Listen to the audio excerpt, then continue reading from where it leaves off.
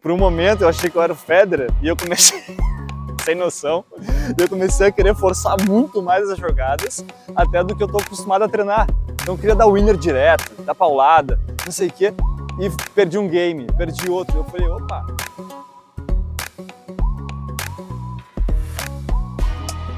Fala, gente, Digo aqui. No vídeo passado eu falei um pouquinho sobre isso. Para quem quiser acompanhar a playlist completa, tá aqui no link da descrição, sobre saúde mental no esporte, no tênis, além de outras técnicas e percepções que a gente vem usando e aprendendo ao longo dos anos. E como eu falei antes, de acordo com a minha percepção, quanto mais parelho está um jogo, mais o mental entra em ação. Por experiência e sensação própria, eu sempre senti assim, pô, tu começa um jogo e começa na frente já. Parece que tu tira um peso assim de cima e o jogo flui muito melhor. Então essa já pode ser um indício de quando o mental entra no jogo, onde quando tu começa a sentir as mudanças que te permitem experienciar o jogo de outra forma. E essa outra forma que eu digo é em relação às tuas sensações internas, né? O que a gente está percebendo, o que a gente está sentindo, pensando. Então é isso, pode começar na frente, muito fácil, tu vê que o teu nível está bem acima do adversário, isso também pode te dar uma sensação mais leve e tu conseguir jogar melhor ainda. Por outro lado, o que pode acontecer, eu fui jogar um torneio uma vez e eu tava jogando e eu tive essa sensação de que, pô, vai ser muito difícil para esse adversário ganhar de mim. É uma sensação, tá? Uma sensação por perceber o meu nível e o nível dele.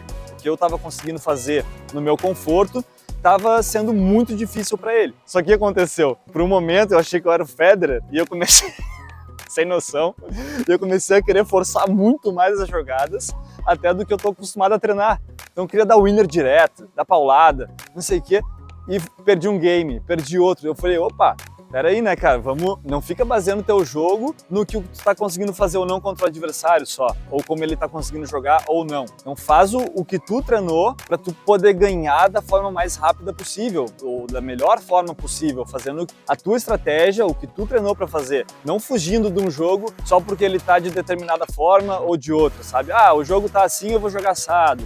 Meio desleixado ou querendo fazer até mais do que tu sabe nesse caso. Então eu consegui voltar pro foco de fazer, de novo, mexer as pernas da melhor forma, de fazer a técnica certinho ali, sem querer ficar jogando fácil ou jogando arriscado. Não, vamos jogar o padrão como tu treinou. E aí depois eu engatei de novo e consegui buscar a vantagem e fechar o jogo sem problema, sabe? Só que, claro, eu saí do jogo suado, pingando, assim, porque eu fiz o meu melhor ali. Mas tu pode ver como o mental já pode entrar no jogo até quando tu tá muito na frente. Não acontece com todo mundo, mas é um exemplo do que já aconteceu comigo. O que eu falei no vídeo anterior não é a regra, né? Era mais um pensamento em relação àquilo, mas também óbvio que pode acontecer de várias formas. Então eu peço licença para vocês, porque às vezes eu vou falar de um jeito que parece que, não, é isso ou é aquilo, mas é mais o jeito que eu tô me expressando e eu também tô cada vez tentando aprender a me expressar da melhor forma possível.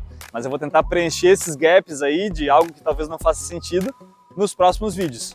Beleza, tem esse exemplo, mas isso era só uma exceção que eu queria comentar, porque o essencial desse vídeo é mais quando aquela necessidade de manter a concentração, de saber do jogo tá duro, de pô, o que fazer agora, como fechar um jogo, sabe? Mas em relação a esse aspecto mental que eu me refiro nesse vídeo. Então, quando a gente está com esse jogo parelho, tu tem breakpoint, está 30 iguais, parece que a nossa vontade o medo de não fechar, ou o anseio de querer acertar bem as bolas, de querer ganhar o ponto, parece que ele vem aumentando. Pelo menos eu sinto bastante isso quando o jogo tá parelho. E pelo que eu percebo mais ou menos é principalmente nesses casos que a gente vê o mental pegando bastante. Então eu considero o Djokovic, Nadal, Federer, esses caras assim, sensacionais em ganhar jogos parelhos. Depois vocês comentam o que vocês acham, mas eu estudei um estrategista da ATP que ele botou assim, quanto porcentagem de pontos vocês acham que Nadal ganhou na carreira inteira dele de Roland Garros? Daí a gente pode pensar assim, né, pô, Roland Garros a vida inteira, ele ganhou mais do que ninguém e, pô, deve ter ganho o quê? 80% dos pontos, 80 e poucos, sei lá, ele destruiu, né, em Roland Garros. Não, foi 55%, mais ou menos por aí, que ele ganhou na carreira inteira dele só em Roland Garros. E esse é um número meio mágico que o Craig O'Shaughnessy, esse estrategista aqui que também trabalhou já no time do Djokovic, descobriu que os número 1 do mundo, 2, 3, esses caras fenômenos assim, eles ganhavam no auge deles 55% dos pontos. Se a gente fosse dissecar, né, de jogos, games, sets, games, esse número vem diminuindo e quando chega para calcular os pontos é muito parelho em relação aos outros jogadores. Uma diferença de 5%, imagina, que faz os caras serem esses fenômenos. Então eles são muito bons em ganhar esses jogos parelhos. E para mim essa é a chave. E como melhorar esse aspecto? Eu fiz um trabalho bem longo, de 6 meses, com um psicólogo, que me ensinou a meditação e a percepção das emoções, dos pensamentos, das sensações durante o dia a dia, e eu levei isso para a quadra. E eu comecei a tentar não me cobrar tanto nesses momentos e não me cobrar tanto num jogo só. Porque, muita coisa pode influenciar se tu vai ganhar um jogo ou não, se tu vai ganhar aquele game, aquele set ou não.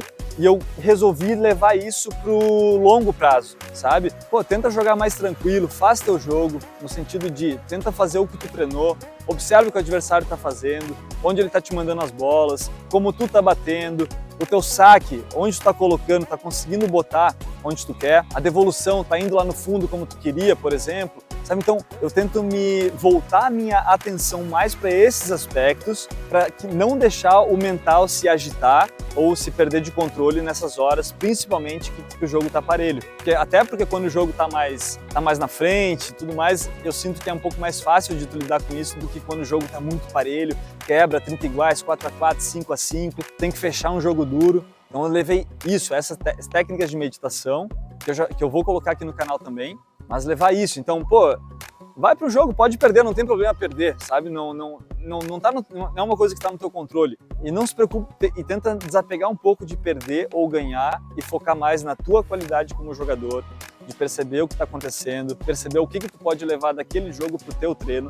Se tu fizer isso, e eu me arrependo muito de não ter feito isso e não pensar assim me atrasou muito na minha carreira, porque eu ficava muito preocupado com o resultado dos jogos e eu não conseguia focar no que eu tinha que focar, que era como estava o meu nível de tênis, o que eu estava conseguindo fazer no jogo, o que eu precisava treinar mais, para poder trabalhar nisso, melhorar o nível, para que de repente o teu mental não viesse tão à tona nos jogos, porque tu está tão bem que tu consegue ganhar jogos que antes tu não conseguia e o teu mental não fica tão preocupado, além do preparo físico, tudo isso aí. Então valeu, gente, queria compartilhar com vocês só esse pensamento. Se vocês quiserem se inscrever no canal, isso nos ajuda muito para poder também acompanhar, e se quiser receber todos os vídeos é só ativar a notificação, o sininho lá que o YouTube vai entregar para vocês.